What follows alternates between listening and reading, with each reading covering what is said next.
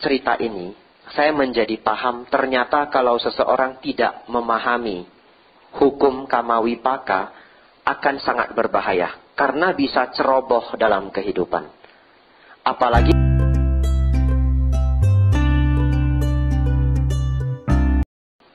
Namo tassa bhagavato arahato samma sambuddhassa. Namo tassa bhagavato arahato samma sambuddhassa. Namo tassa bhagavato arahato samma sambuddhassa.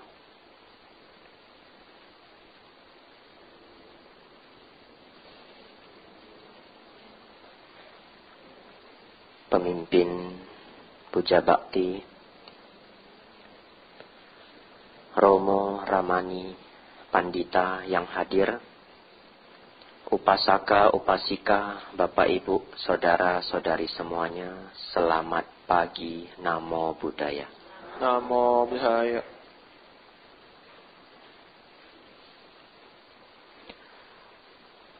Bapak Ibu, Saudara-saudari,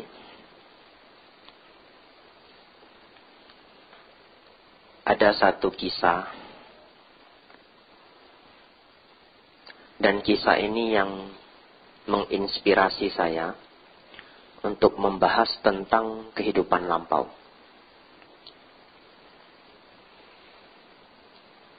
Ketika itu saya masih umat. Jadi di kota Medan, karena saya aslinya dari Medan, waktu itu saya didatangi seorang ibu-ibu yang umurnya sudah hampir 60 tahun. Tapi terus terang saya tidak tanya umurnya. Karena katanya kalau bertanya umur ke wanita tidak sopan. Jadi saya duga-duga saja. Lebih kurang 50-an tahun. Ibu ini datang karena ingin berobat. Jadi kebetulan bidang saya itu kesehatan. Jadi ibu itu datang untuk berobat. Yang saya butuhkan sebenarnya apa penyakitnya? Atau apa ciri-ciri dari penyakit yang ia derita? Ternyata apa yang terjadi? Ternyata dia malahan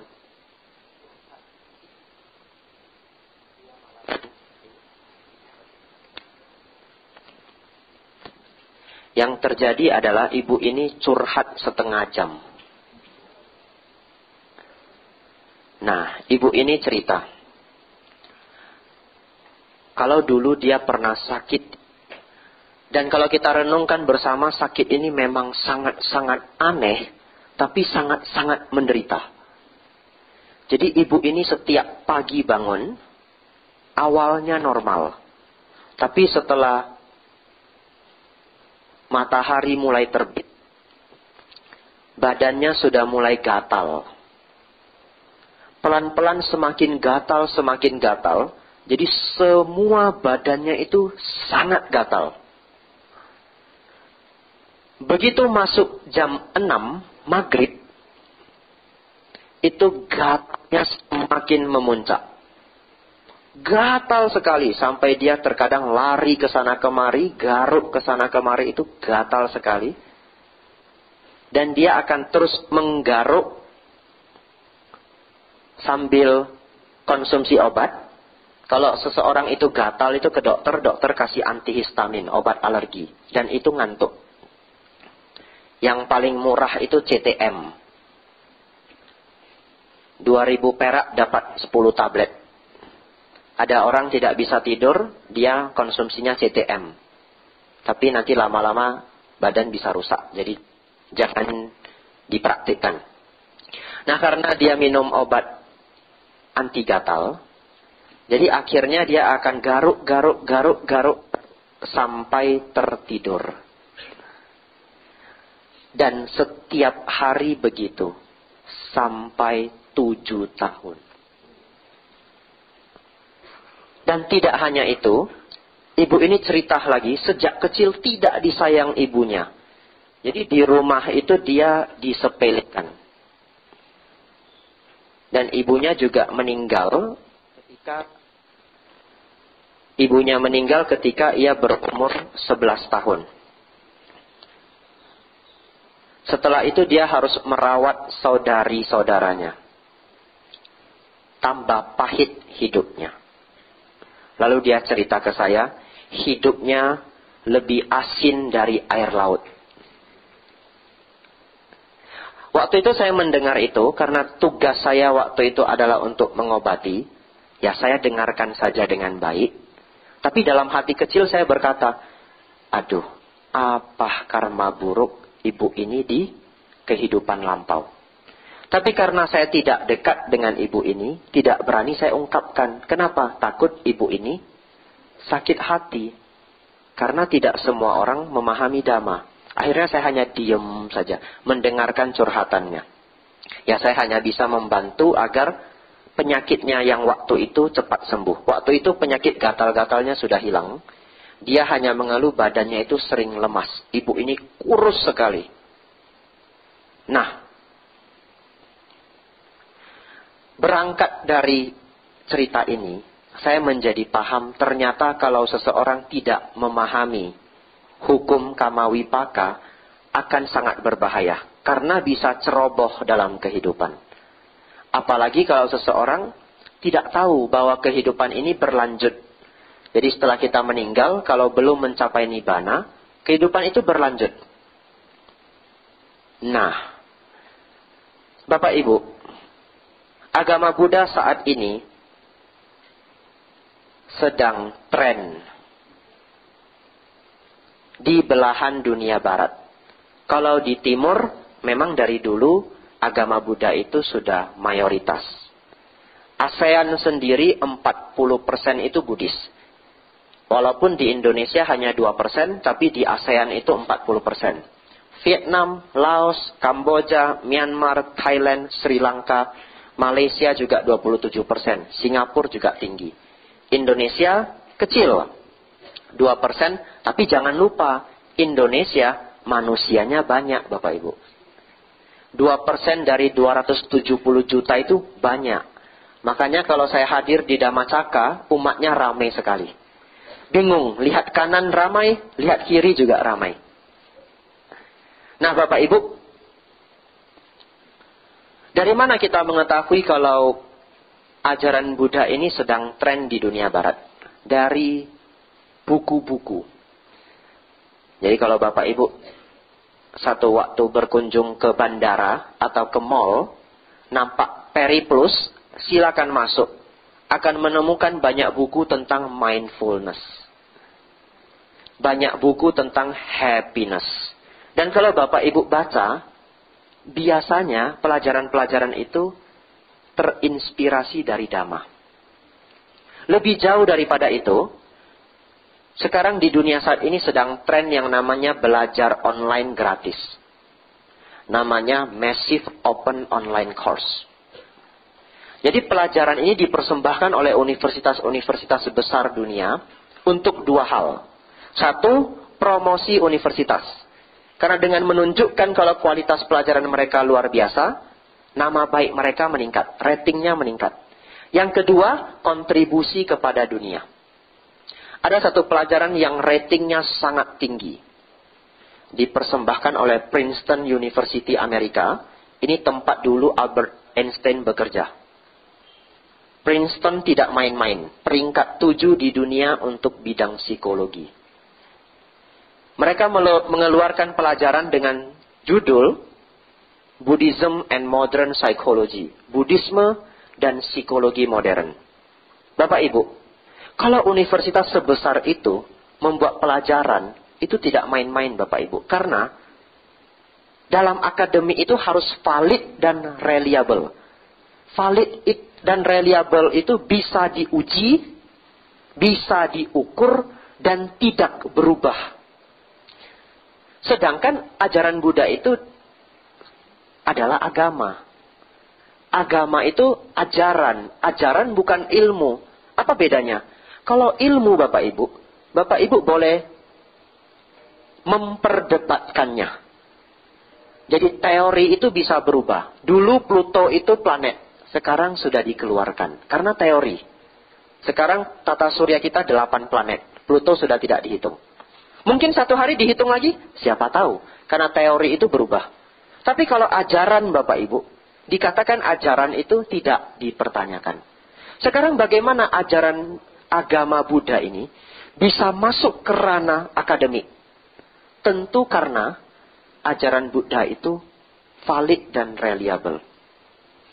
Hidup kalau dilekati, maka ada duka. Itu pasti Bapak Ibu.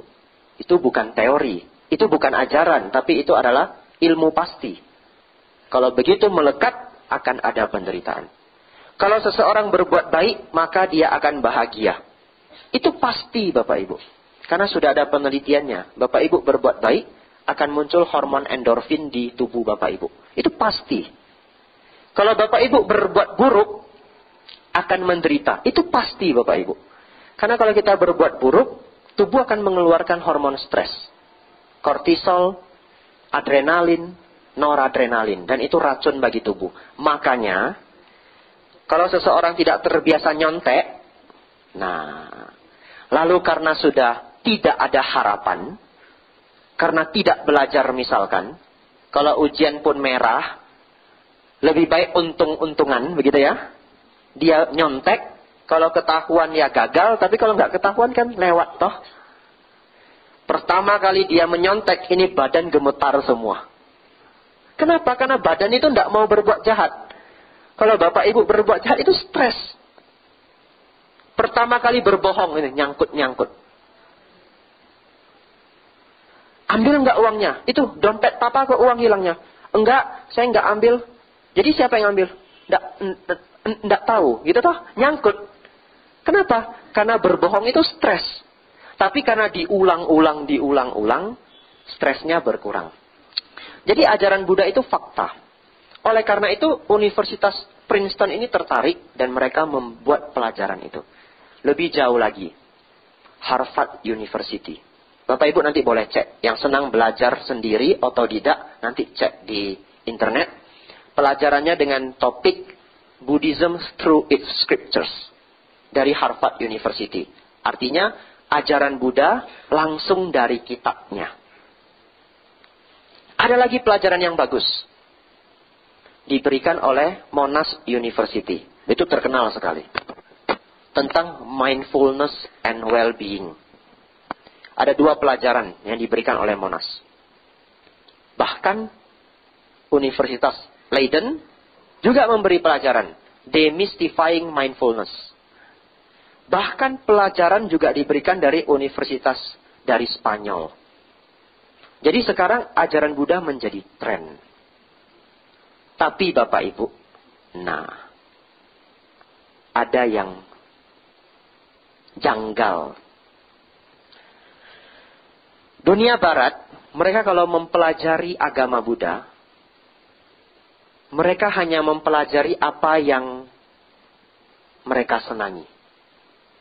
Mereka senang dengan konsep meditasi. Mereka senang dengan konsep sati, mindfulness, berkesadaran. Mereka senang dengan konsep tidak melekat, detachment. Tapi, mereka buang apa yang menurut mereka tidak terbukti. Mereka tidak tertarik dengan 31 alam kehidupan. Tidak tertarik. Mereka tidak tertarik dengan reinkarnasi. Tidak tertarik. Punabawa. Tidak tertarik. Dari sini saya melihat, memang baik. Dunia Barat senang dengan ajaran Buddha karena teknologi semakin maju, stres meningkat. Dan ajaran Buddha ini memberi kelegaan. Bagaimana tidak stres Bapak Ibu? Zaman sekarang begitu maju. Kalau mau makan, harus difoto dulu. Iya toh? Sudah difoto? Ini pengalaman saya dulu ya, sebelum gabung di Sangga Theravada Indonesia. Teman-teman begitu. Dia sudah foto, saya sudah tanya, siap fotonya? Oh sudah. Baru saya mau ambil makanan. Bentar, tadi lightingnya nggak enak katanya. Ulang lagi fotonya. Akhirnya mau makan itu harus nunggu teman itu foto dulu begitu toh.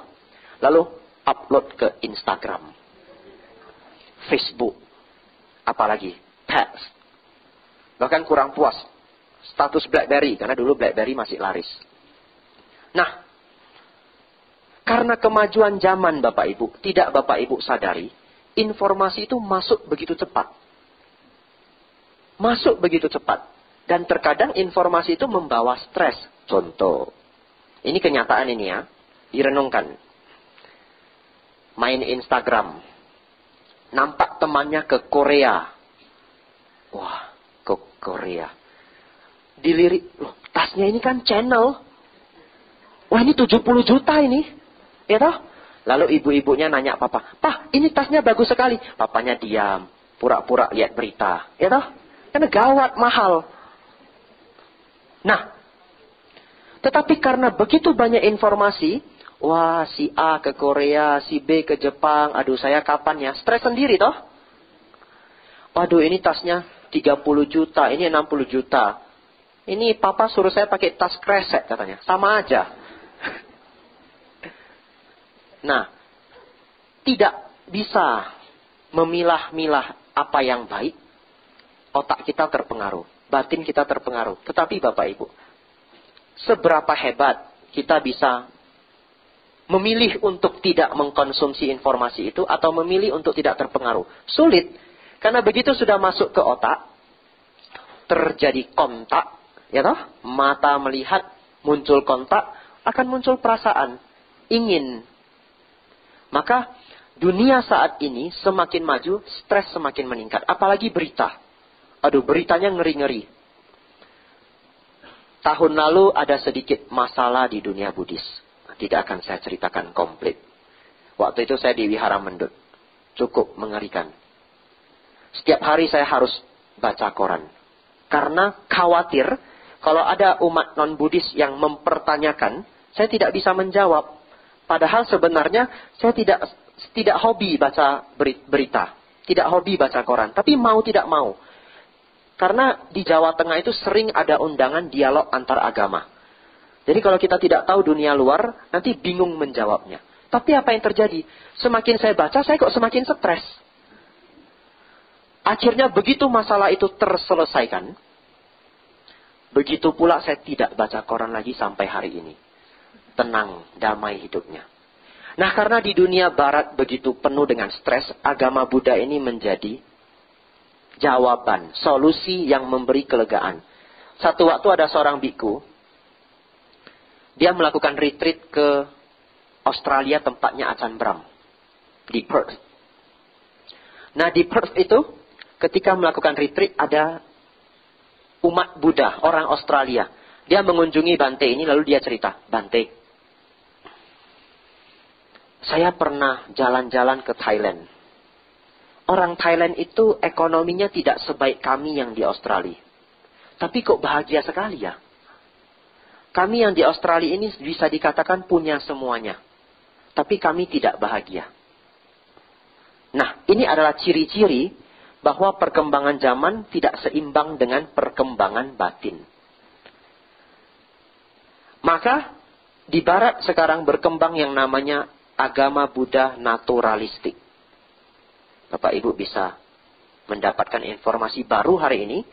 Kalau kita mendengar naturalistic Buddhism atau Buddhisme naturalistik, artinya agama Buddha yang mereka tidak membahas hal-hal yang menurut mereka tidak terbukti. Mereka tidak bahas 31 alam kehidupan, mereka tidak bahas reinkarnasi. Tapi bagi saya ini tidak baik. Bapak Ibu renungkan, bagaimana kita bisa memahami dan mengaplikasikan Dhamma secara komplit kalau tidak kita yakini ada kehidupan ulang, ada kelahiran kembali. Kalau tidak ada kelahiran kembali, Bapak Ibu, apakah seseorang mau berbuat baik? Iya toh? Karena dia berpikir setelah berbuat buruk tidak usah bertanggung jawab. Maka tanpa ada hukum punah bawah atau kelahiran kembali, Dhamma itu pincang Bapak Ibu. Yang mulia Sariputta pernah ditanyakan, apa dasar dari pandangan benar? Jalan mulia berunsur 8, nomor 1-nya apa Bapak Ibu? Pandangan benar. Yang mulia Sariputta dipertanyakan, "Oh Bante, pandangan benar itu dimulai dari apa?" Yang mulia Sariputta mengatakan, dimulai dari memahami kamawipaka. Memahami baik dan buruk. Mengetahui adanya kelahiran kembali. Jadi begitu seseorang tidak yakin dengan kamawipaka, tidak yakin hukum sebab akibat, dhamma itu pincang. Oleh karena itu hari ini saya ingin meluruskan, barangkali ada yang senang dengan agama Buddha naturalistik, itu tidak salah. Tetapi agama Buddha, dhamma secara komplit juga perlu kita pahami dengan baik. Saya akan bahas reinkarnasi. Kenapa saya bahas reinkarnasi? Karena saya pernah bertemu dengan seorang ateis. Dia mengatakan dia senang dengan ajaran Buddha, tapi dia tidak setuju reinkarnasi. Karena dia tidak melihat langsung katanya. Kalau bisa membuktikan reinkarnasi ini, maka dia mau untuk mengambil ajaran Buddha sebagai konsep hidupnya. Bapak Ibu, tahun 2000, di Louisiana, Amerika, ada seorang anak kecil bernama James. Anak kecil ini berumur 2 tahun ketika tahun 2000. Masih umur 2 tahun. Dia sering cerita ke papa mamanya, saya ini dulu pilot. Pilot yang ikut Perang Dunia Kedua. Dan saya ditembak oleh Jepang.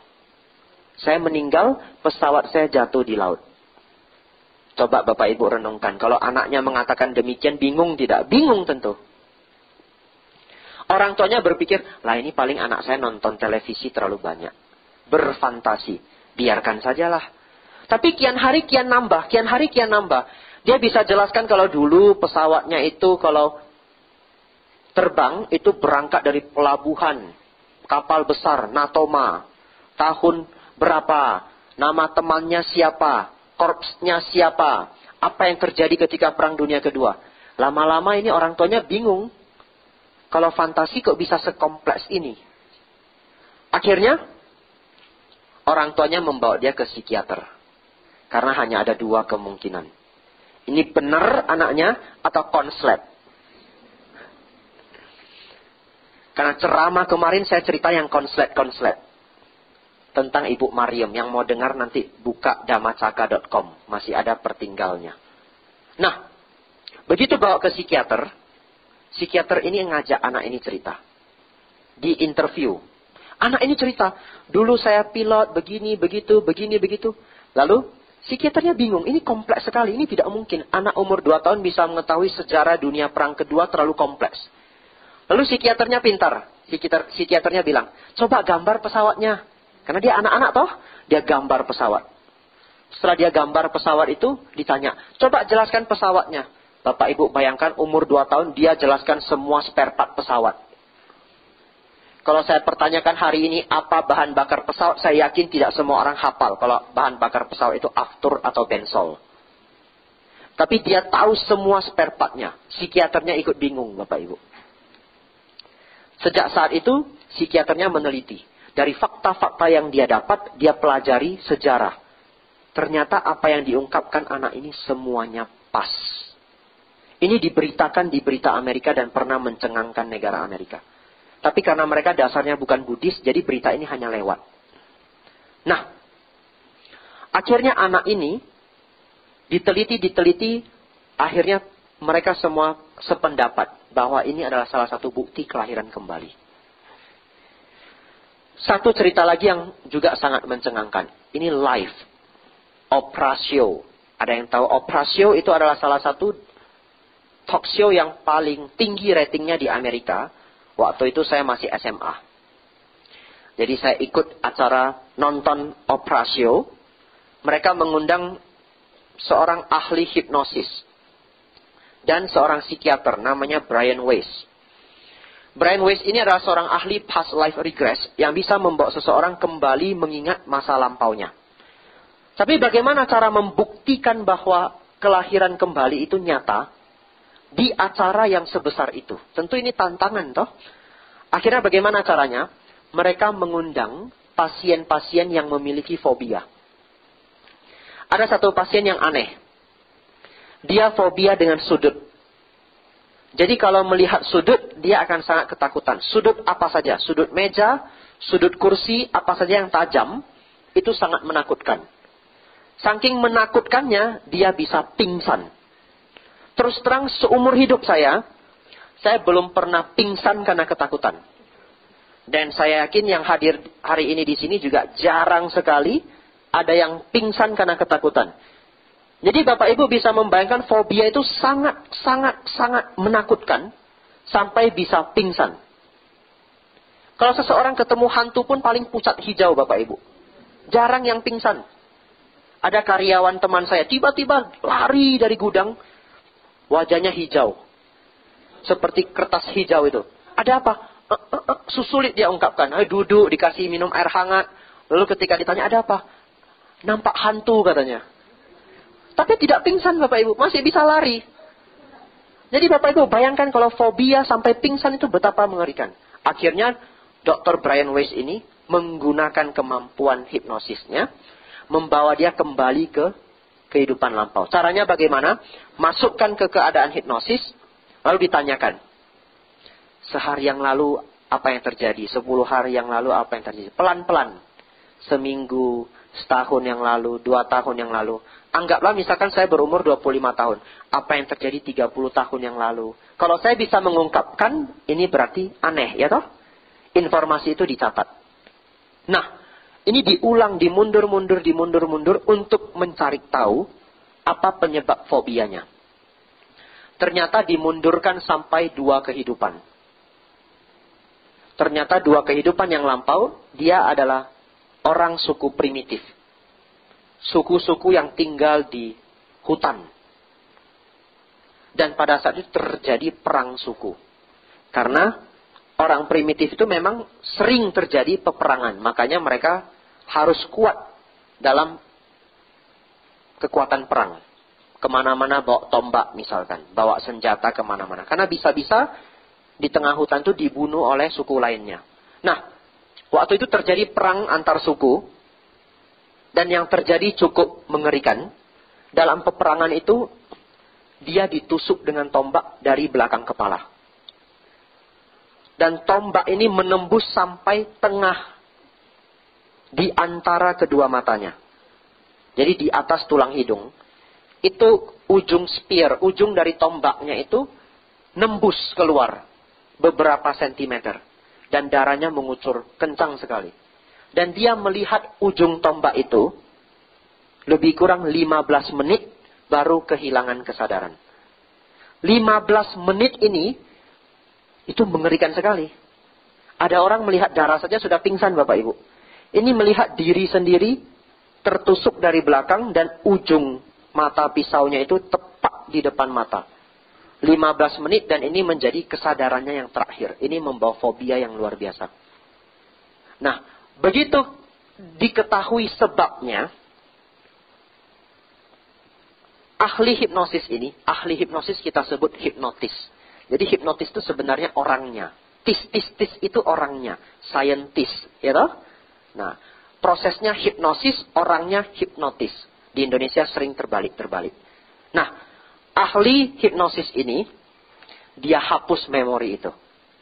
Jadi dia bisa hapus. Lupakan apa yang terjadi. Saya pernah melihat Pak Adi W. Gunawan datang ke Medan. Dia melakukan show hipnosis. Ada salah seorang umat Buddha datang ke depan. Namanya siapa? Dia sebutkan namanya. Anggaplah namanya Robin. Saya pinjam namanya ya, taruh di tangan saya. Lalu namanya itu ditaruh di tangan. Padahal nama itu kan abstrak toh. Pegang, masukkan ke kantong. Nanya, namanya siapa? Lupa, hilang namanya. Itu luar biasanya hipnosis. Nah, fobia ini akhirnya di-clear, dibersihkan. Begitu dibersihkan, dia disadarkan kembali. Begitu pasien ini sadar, dia diminta, coba lihat sudut. Dia lihat sudut. Bagaimana perasaannya? Kok tidak ngeri ya? Dia lihat sampai 10 menit, dilihat begitu. Agak bingung gitu. Dipegang saja, dipegang. Mana berani pegang, ya toh? Pegang, gak apa-apa. Bapak Ibu mungkin ada yang fobia ular. Takut ular. Kalau ular itu kita katakan takut. Kalau fobia itu ketakutan yang tidak masuk akal. Kalau ular itu masuk akal. Rata-rata orang takut. Coba Takut ular, disuruh pegang ular, berani tidak? Ada orang dikasih lihat foto ular saja sudah lari. Suruh pegang ular tidak mungkin. Nah, ini seperti itu. Dia diminta untuk megang sudut. Tapi dengan keberanian pelan-pelan dia pegang dan tidak terjadi apa-apa. Fobianya hilang. Di acara Oprah itu, pasien dan dokter ini didatangkan. Dan semua rekaman terapi itu diputar secara singkat. Karena itu acara live agar tidak makan waktu. Dan tidak hanya itu, ternyata banyak pasien yang sembuh dengan cara ini. Lalu kemudian Oprah Winfrey itu ditanya. Do you believe in reincarnation? Apakah Anda percaya kelahiran kembali? Bapak Ibu tahu Oprah Winfrey menjawab apa? Dia menjawab, saya tidak boleh percaya. Itu jawabannya. Karena Oprah Winfrey bukan Buddhis. Nah, tapi dari acara itu mencengangkan bahwa kehidupan lampau itu bukan hanya teori. Bapak Ibu, ada satu psikiater yang sangat terkenal di dunia, namanya Dr. Ian Stevenson. Saya yakin yang hadir di sini pasti ada di antara Bapak Ibu yang pernah mendengar. Dr. Ian Stevenson ini adalah salah satu psikiater ternama, sangat pintar, sangat berkualitas, dan tertarik dengan kejadian kenapa banyak anak-anak yang bisa ingat kehidupan lampaunya. Akhirnya dia habiskan setengah abad hidupnya untuk meneliti hal ini. Dia pergi ke negara-negara seperti India, Nepal, karena di sana masih kepercayaan reinkarnasi itu tinggi. Jadi ditemukan banyak anak-anak yang mengingat masa lampaunya. Dia melakukan studi dengan cara eksperimen yang sangat ketat. Karena kalau tidak ketat, nanti hasilnya itu bias. Ketat sekali. Akhirnya, sangat mencengangkan. Dia bisa membuktikan kasus real 2.500 kasus. Dan itu sudah sangat kuat sekali. Tetapi karena Dr. Ian Stevenson ini orangnya sangat hati-hati sepanjang hidupnya. Dan dia seorang ilmuwan yang skeptis. Skeptis itu tidak gampang percayaan. Walaupun data yang sudah sedemikian banyak di tangan, dia tidak mempublikasikan secara besar-besaran. Karena terlalu hati-hati karakter orangnya. Sampai akhirnya Dr. Ian Stevenson meninggal tahun 2007. Semua hasil penelitiannya itu tidak sampai mengguncang dunia. Walaupun Dr. Ian Stevenson mengeluarkan buku. Bapak Ibu yang senang baca buku, nanti masukkan ke Google Dr. Ian Stevenson. Nanti akan keluar buku-buku bagus. Juga tadi ahli hipnosis yang saya sebutkan namanya Brian Weiss. Juga dia membuat buku dengan judul Many Lives, Many Masters. Itu bukunya Brian Weiss. Bapak Ibu yang berbahagia, dari kisah-kisah ini kita bisa memahami kalau ternyata kehidupan lampau itu masih ada bukti-bukti otentik di dunia ini. Tapi kenapa Bapak Ibu kita kok lupa ya? Tidak bisa ingat dulu kita ini siapa. Iya toh? Ada yang penasaran. Lalu cari Bu Brenda. Saya mendengar nama Bu Brenda di sini. Saya juga belum bertemu orangnya. Lalu Bu Brenda biasanya bilang, ada apa? Ada kasus apa? Enggak, cuma pengen tahu. Oh, kalau cuma pengen tahu nggak boleh katanya. Kenapa Bapak Ibu? Saya jelaskan. Ada satu kejadian yang unik. Seorang anak Swedia, anak ini lahir di Swedia dengan nama Barbro, perempuan. Kecil dia lahir di keluarga, dia selalu ingat kalau dulu dia adalah Anne Frank, namanya sebelum kelahiran di Swedia. Dan dia lahir di Belanda, Amsterdam. Jadi apa dampak fatal yang terjadi? Dia diasuh oleh orang tuanya, mama papanya. Tapi dia selalu bilang, mama bukan mama saya. Papa bukan papa saya. Saya punya mama papa yang lain. Loh, mama papanya stres loh, begitukan. Lalu dia selalu mengatakan, dulu saya Anne Frank. Dan kehidupannya itu selalu dipenuhi oleh kegalauan. Karena dia seperti hidup di dua dunia. Ini adalah dampak kalau kita masih ingat kehidupan lampau kita. Akhirnya karena dia begitu terguncang hidupnya tidak bisa stabil. Akhirnya orang tuanya memutuskan untuk membawa dia ke Amsterdam.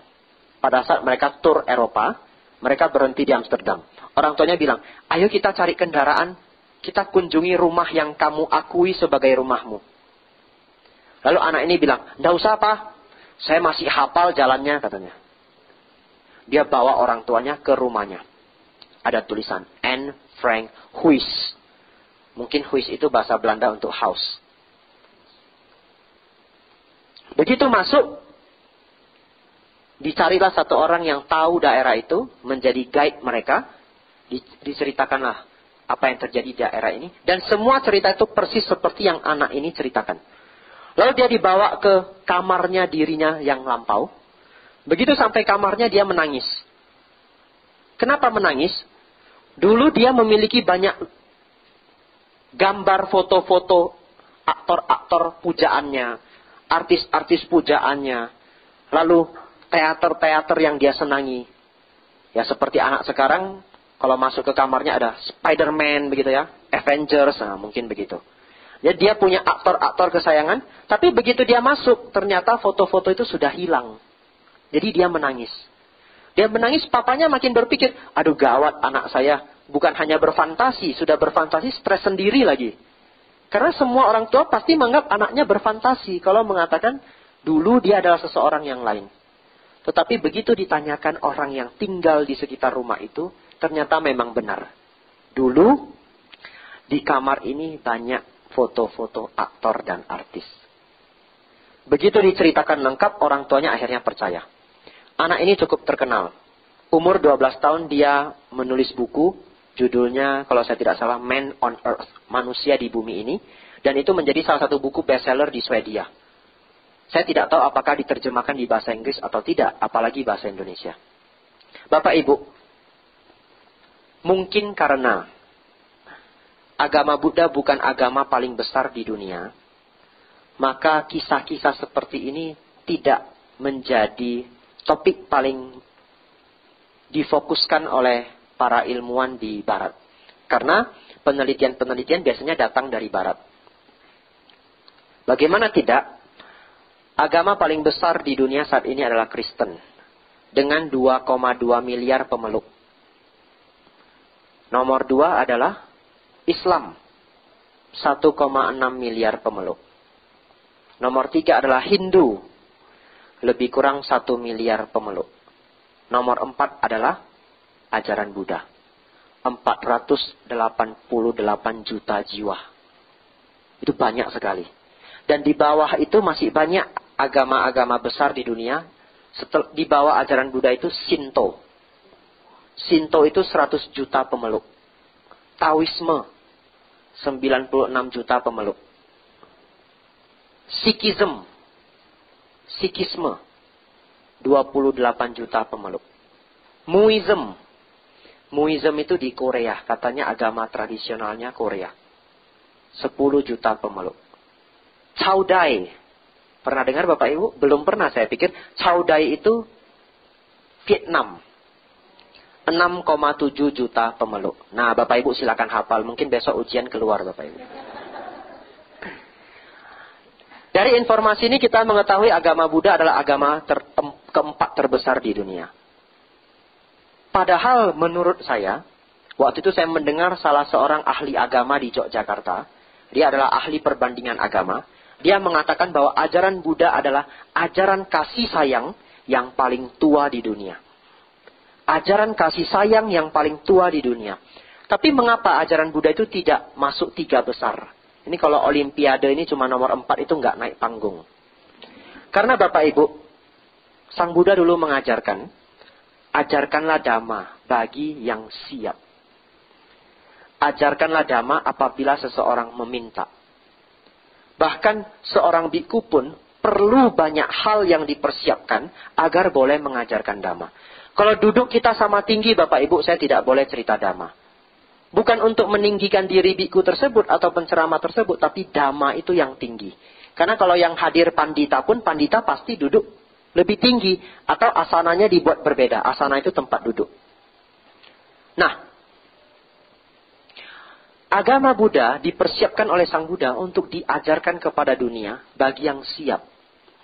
Bahkan kalau umat tidak bertanya, jarang bantenya tahu-tahu cerita itu jarang. Sebelum saya ceramah pun Bapak Ibu baca parita dulu. Permohonan Dhamma Desana. Jadi kalau misalkan Bapak Ibu ngantar Bante, naik mobil misalkan, Bantenya duduk sebelah, ada biku seperti itu. Begitu naik, paling Bapak Ibu bilang, Namo Buddhaya Bante. Ya, Namo Buddhaya. Lalu Bapak Ibu nyetir. Tidak ada pertanyaan, Bantenya juga akan diam sepanjang perjalanan. Karena tidak ditanya. Maka Bapak Ibu kalau ingin bertanya Dhamma, kreatif. Tanya. Bante, kalau meditasi itu bagusnya bagaimana? Diajarkan. Bante, Pancabala itu apa? Akan diajarkan. Kalau Bapak Ibu bertanya, Bapak Ibu akan mendapatkan jawaban. Sampai hari ini saya tidak menemukan umat Buddha itu yang nyebar-nyebar flyer di pasar itu belum ada. Kenapa? Karena agama Buddha itu memberikan bagi yang mau dan siap.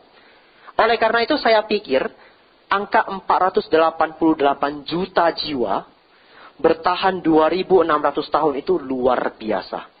Kalau bukan karena Dhamma itu dahsyat, tidak akan bertahan sedemikian lama, Bapak Ibu. Padahal tidak pakai marketing, Bapak Ibu. Bapak Ibu, judul topik kita hari ini adalah misteri kehidupan lampau. Kenapa misteri? Karena tidak semua orang bisa melihat dengan kebijaksanaan. Hari ini Bapak Ibu kita semua beruntung. Kita beruntung bisa belajar Dhamma dengan komplit. Lebih beruntung daripada yang senang agama Buddha naturalistik. Karena dengan memahami hukum Kamawipaka, percaya ada kehidupan lampau dan kehidupan yang akan datang, hidup kita hati-hati Bapak Ibu. Hati-hati. Mau berbuat jahat, takut.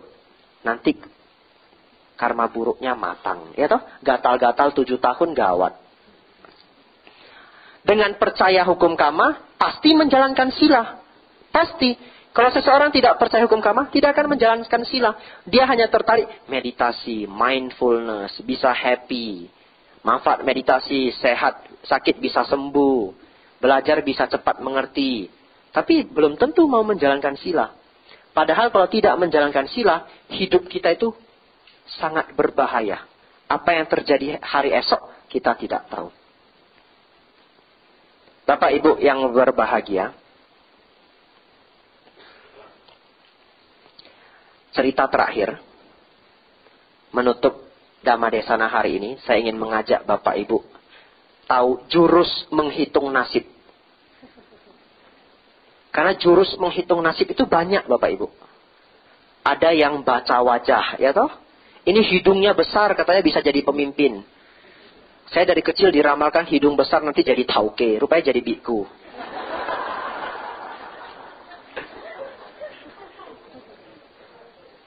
Bapak Ibu, ada yang baca garis tangan. Kalau garis tangannya melengkung, katanya istrinya cantik.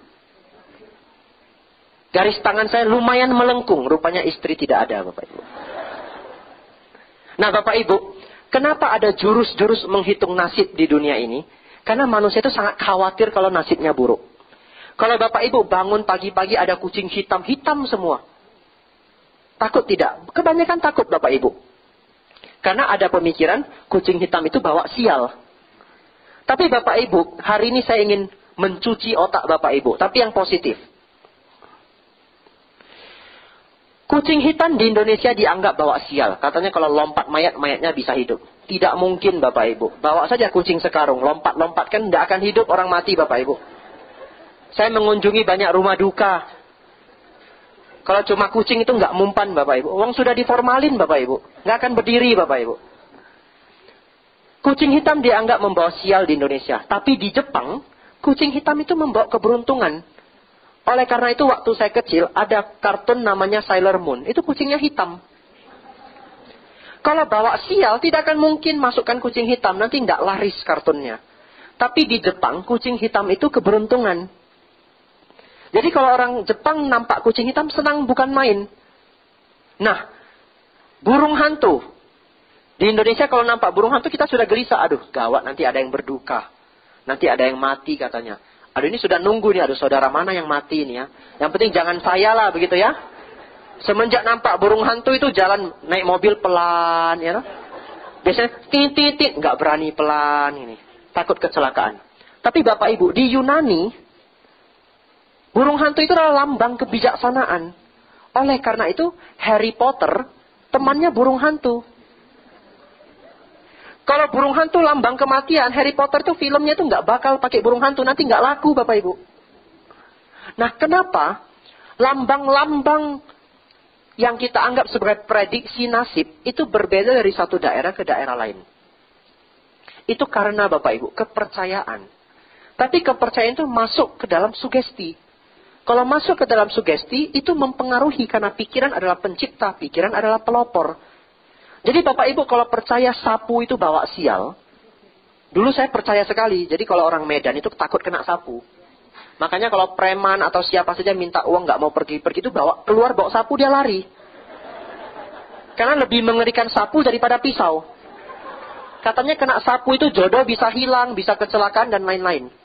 Jadi dulu saya sendiri takut sapu Bapak Ibu. Lalu saya belajar dhamma. Saya belajar dhamma itu tahun 2010 itu intensif. Senang dengan dhamma. Sambil kuliah belajar dhamma dengan intensif. Semakin saya belajar, saya semakin yakin kalau yang membuat sial itu adalah perbuatan buruk. Bukan sapu. Tapi masih mengerikan. Jadi kalau nyapu itu nggak boleh kena kaki. Lalu semakin hari saya semakin yakin. Ini kayaknya sapu ini nggak bawa sial deh. Mungkin cuma pikiran ini. Jadi saya nantangin diri. Nantangin diri bagaimana? Biasanya saya kalau mencari nafkah itu pergi ke luar kota. Jualan seminggu nanti Sabtu Minggu baru pulang. Distribusi obat. Nah, begitu saya mau berangkat jualan Bapak Ibu ke luar kota. Ini sapu. Saya sapu-sapukan dulu di kaki. Nantang ini. Lalu begitu saya sapu-sapu di kaki. Mama saya nampak. Mama saya yang marah. Gila ini anak itu sapu nanti bawa sial. Saya bilang, enggak apa-apa. Paling mati. Saya jawab begitu. Karena saya ingin mencoba dhamma ini benar tidak. Lalu saya sapu di kaki. Begitu sapu saya jualan, pergi. Rupanya laris Bapak Ibu. Ini satu kali nih. Oh, kok nggak sial ya. Begitu pulang hari Jumat. Ini mau nyetor uang. Sapu-sapu lagi Bapak Ibu. Mau lihat katanya kalau nyapu-nyapu kena sapu nanti di jalan bisa kecelakaan. Ini kan mau nantangin diri toh. Tak sapu-sapu. Agak naik lagi sedikit. Kalau kemarin cuma kaki bawahnya agak naik sedikit. Kemudian saya naik kendaraan. Aman Bapak Ibu. Sampai sekarang masih hidup Bapak Ibu. Dari situ saya percaya bahwa sugesti pikiran. Tapi tidak semua orang mampu. Walaupun sudah tahu teori ini. Bapak Ibu kalau pulang coba. Nyapu-nyapu lalu sial. Jangan salahkan saya. Karena kenapa? Pikirannya mungkin masih lemah. Untuk meyakini bahwa dhamma itu benar dan dampak sugesti itu tidak bisa mengganggu kita. Itu perlu dhamma yang lama direnungkan dan praktik meditasi. Jadi kalau pikirannya masih lemah, jangan coba-coba. Tapi boleh latihan. Nanti sikit-sikit dulu Bapak Ibu. Lalu Bapak Ibu, garis tangan. Orang Jepang sangat percaya garis tangan. Percaya sekali. Saking percayanya kalau nasibnya buruk mereka operasi garis tangan Bapak Ibu. Silakan cek di internet kalau tidak percaya. Tapi nanti jangan tiru ya. Gara-gara ceramah ini pulang pada jalan-jalan ke Jepang operasi garis tangan. Saya pernah dibaca garis tangan. Terus terang, saya tidak mengatakan bahwa ilmu meramal itu tidak benar. Saya tidak mengatakan. Ilmu meramal itu bisa benar, bisa tidak. Baca tangan ini ada teorinya, namanya palmistry. Tetapi Bapak Ibu, ini bukan nasib kita. Ini adalah kira-kira nasib kita kalau karakter dan cara hidup kita seperti ini saat ini. Contoh Bapak Ibu punya pola kerja 7 jam sehari, lalu tidak senang baca buku, lalu tidak senang belajar, lalu tidak sopan orangnya. Nasibnya begini, kalau dibaca nasibnya, oh ini sulit kalau berdagang, kalau bisnis sulit. Bagaimana bisa gampang mau marah-marah terus, ya toh? Ada pelanggan ganti barang 2 kali saja sudah ngusir. Nah, ini adalah nasib kita kalau karakter kita saat ini begini. Nah, kalau karakter kita berubah, dikatakan, saya tidak pernah neliti ya, garis ini pelan-pelan akan berubah. Jadi nasib itu bisa diubah. Nah, saya pernah diramal nasib sebelum saya berangkat jadi biku. Karena saya minta izin ke mama jadi biku, mama itu khawatir nasib saya buruk. Jadi saya diramal dulu. Jadi sebelum jadi biku saya sudah diramal. Begitu diramal, ini adalah salah satu keluarga saya yang ramalannya sangat tepat. Dia pegang tangan saya. Lihat kiri kanan, sampai lihat pinggir-pinggiran. Saya baru tahu kalau ramal tangan itu ini juga dilihat. Bentuk jarinya dilihat. Makin lihat dia makin bingung Bapak Ibu. Lalu dia diem lama. Lalu mama saya tanya, gimana kok? Gimana? Anak saya gimana? Bentar ya, cek dulu ini. Kalau orang lain cepat, saya kok loadingnya kok lama. Saya jadi khawatir juga ini. Lalu dia bilang, Ci, anakmu ini sukses. Dari garis tangannya, dia seumur hidup tidak akan kelaparan. Iya. Dia sukses. Tapi aneh. Dari garis tangannya dia ini tidak bisnis. Gimana ya sukses tapi tidak bisnis. Jadi saya baru pertama kali melihat tukang ramal itu bingung sendiri Bapak Ibu. Akhirnya dia memberi nasihat ke mama saya. Jangan sampai anakmu berhenti dari pekerjaannya saat ini. Jadi apa yang sedang dia tekuni saat ini jangan berhenti. Dia akan sukses. Itu nasihatnya. Itu saya ingat sampai hari ini. Kenapa? Karena begitu berhenti tidak pulang rumah Bapak Ibu. Karena saya begitu resign, berhenti dari pekerjaan, berhenti segala aktivitas bisnis, datang ke Mendut, tidak pulang-pulang lagi Bapak Ibu. Tapi ramalannya benar Bapak Ibu, seumur hidup saya tidak akan kelaparan. Bagaimana tidak? Damacaka makanannya saja, nerima saja bisa setengah jam Bapak Ibu. Sudah nerima di meja itu semua, mau makan yang mana bingung Bapak Ibu. Tapi karena penuh penghargaan kepada umat, dimakan sedikit-sedikit. Nah Bapak Ibu, agar Bapak Ibu punya jurus hitung nasib, jurusnya begini. Ini dihafal, ini penting sekali. Nasib kita adalah perpaduan, kombinasi karma masa lampau dan karma kehidupan ini. Yang masa lampau tidak bisa diubah Bapak Ibu. Contoh apa? Kecerdasan. Kalau datangnya ya pas-pasan, IQ-nya 80 ya begitu. IQ normal itu 80 sampai 120. Itu normal. Di bawah 80 itu lelet. Di atas 120 itu superior. Jadi kalau 80 pas-pasan Bapak Ibu. Kalau ujian itu harus belajar dulu seminggu begitu ya. Ujian dapat 75. Tapi masih standar. Nah, kecerdasan itu bawa lahir. Apalagi yang tidak bisa kita pilih. Keluarga. Tidak bisa milih toh. Saya dulu juga berpikir kok lahirnya di Medan ya. Kalau bisa pilih saya mau di Belgia begitu ya. Nah, keluarga tidak bisa milih. Apalagi wajah tidak bisa milih Bapak Ibu.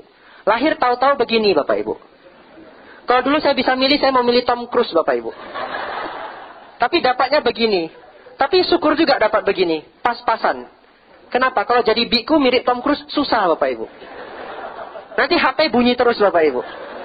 Banyak yang mau curhat. Kalau pas-pasan begini syukur ayem. Jarang yang cari. Yang cari bapak-bapak. Lalu apalagi yang tidak bisa kita pilih? Kesehatan. Ada orang lahir tahu-tahu sakit. Tidak bisa dipilih. Tapi kalau Bapak Ibu ingin tahu masa lampau Bapak Ibu bagaimana? Renungkan hari ini. Tangan lengkap. Kaki lengkap. Oh. Saya merawat sila di masa lampau. Ya toh? Matanya bisa melihat. Telinga bisa mendengar. Oh. Saya dulu merawat sila. Orang tua saya, oh ada pekerjaan. Saya tidak pernah kelaparan. Makan 3 kali sehari bisa. Bahkan bisa 5 kali terkadang. Oh, dulu saya berbuat baik. Berdanah.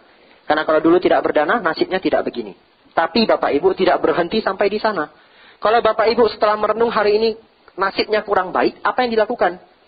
Ubahlah karma kita. Kita lakukan yang hari ini. Seseorang lahir kurang cerdas, tapi dia belajar rajin sekali. Bisa masuk kedokteran. Ini teman saya, serius. Tidak pintar, tapi rajin belajar. Keluar main-main, kami makan, kami ngobrol, dia belajar. Pulang sekolah kami main basket, dia masih belajar. Sampai di rumah kita sudah keluyuran, naik sepeda, dia masih belajar. Begitu tamat Bapak Ibu diterima di kedokteran. Walaupun kedokteran universitas di Riau. Tapi tetap luar biasa. Dengan perjuangan.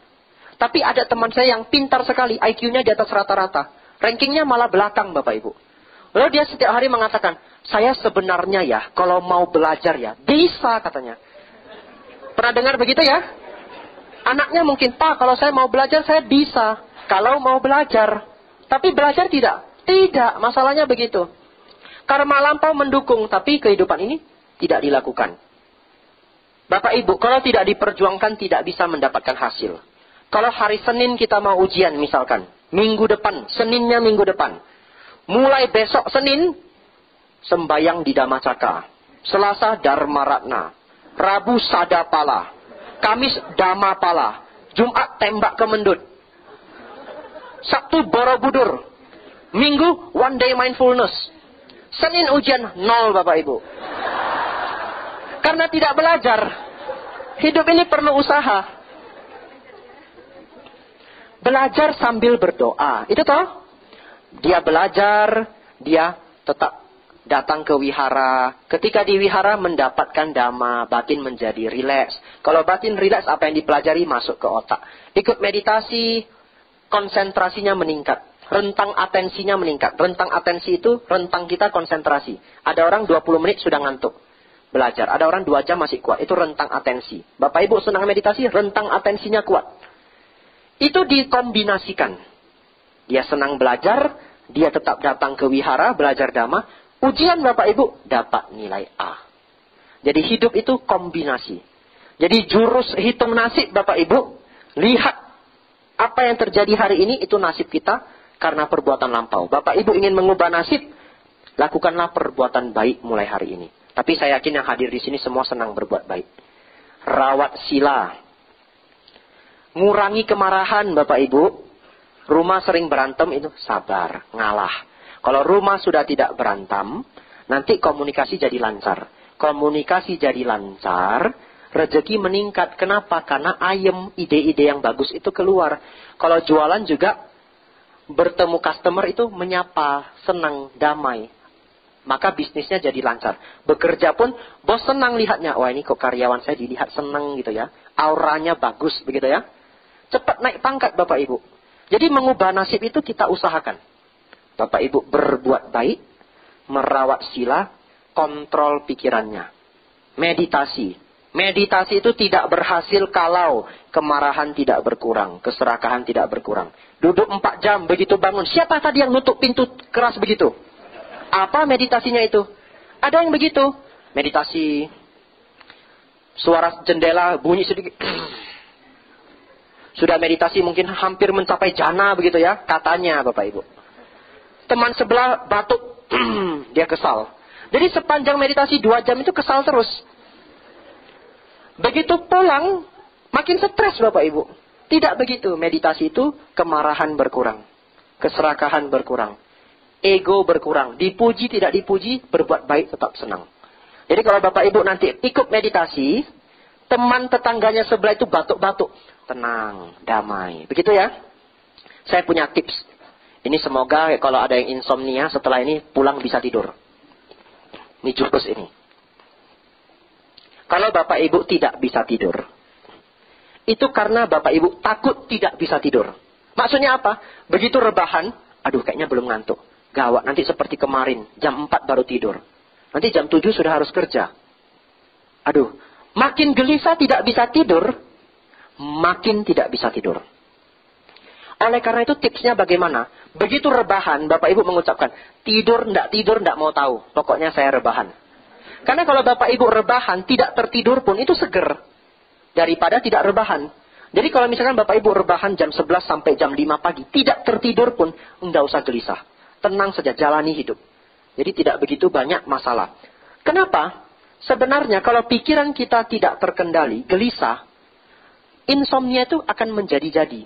Saya kasih satu cerita. Bapak Ibu tahu, kalau terjadi perang antar daerah di perbatasan, maka peperangan itu bisa terjadi berbulan-bulan. Pertanyaan saya, kapan tentara yang di baris depan itu tidur? Kalau perang terus, apakah tidak tidur? Mereka tetap tidur Bapak Ibu. Jadi kalau mereka menjaga lini depan, itu biasa tanah-tanah itu digeruk, lalu dikasih karung-karung tanah itu supaya tidak kena senjata, tidak kena bom. Itu setiap gundukan itu ada yang jaga. Mungkin 5 orang, 6 orang. Lalu senjata itu tetap berbunyi. Itu kencang sekali. Gimana tidurnya? Gantian Bapak Ibu. Jadi begitu ada yang lelah, jam tidurnya sudah tiba, itu dia tidur. 1 orang atau 2 orang tidur, 4 yang lainnya menjaga. Kalau yang tidur di depan garis perang saja bisa tidur, masa di rumah kita cuma kedengaran suara jam kita nggak bisa tidur? Ya toh? Jadi kalau Bapak Ibu merasa, aduh anak saya ribut, nggak bisa tidur, itu bukan alasan. Pikiran Bapak Ibu yang mengganggu Bapak Ibu sendiri. Mulai hari ini kalau pulang tidak bisa tidur karena ada suara, orang samping kok TV-nya kencang sekali, atau ada konstruksi depan rumah, renungkan ini. Oh kata Bante, tentara saja bisa tidur di garis depan. Iya toh? Masa saya kalah? Tenang saja, rebahan. Iya toh? Kalau tidak bisa tidur, arahang. Iya toh? Pelan-pelan. Ketiduran. Saya sudah praktikkan Bapak Ibu. Saya berusaha apa yang saya ceramahi itu sudah pernah saya praktikkan. Kalau tidak saya lakukan, biasanya saya diem, nggak cerita. Karena jangan nanti saya ngajar-ngajari, ternyata diri sendiri tidak bisa melakukan. Itu sudah saya praktikkan dan saya ketiduran. Nah Bapak Ibu bisa mempraktikkan itu nanti. Jadi Bapak Ibu sudah saya beri banyak jurus. Dari jurus nasib sampai jurus tidur Bapak Ibu. Ya semoga itu bisa kita aplikasikan dengan baik. Semoga apa yang kita diskusikan hari ini membawa berkah dan manfaat besar untuk Bapak Ibu semua. Semakin maju dalam dhamma, maju dalam kehidupan. Sejahtera, sehat, dan umurnya panjang. Sabe sata bawantu sukitata. Semoga semua makhluk hidup berbahagia. Sadhu, sadhu, sadhu.